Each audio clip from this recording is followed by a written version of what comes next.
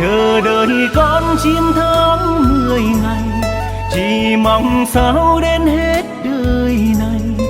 Dài dòng cánh bay ôm trọn giấc mơ hiên ngang vào đời. Từng lời ru ấm áp tràn đầy là tình yêu thương cha vun đắp từng ngày.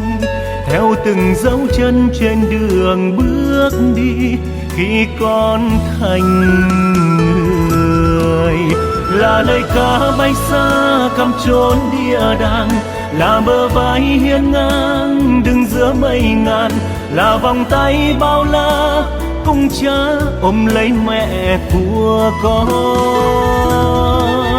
là bình minh lung linh thắp sáng bầu trời. Dù ngày mai bao nhiêu sóng gió cuộc đời, dù là khi chơi vơi, dù cho cả nước mắt rơi, vẫn sẽ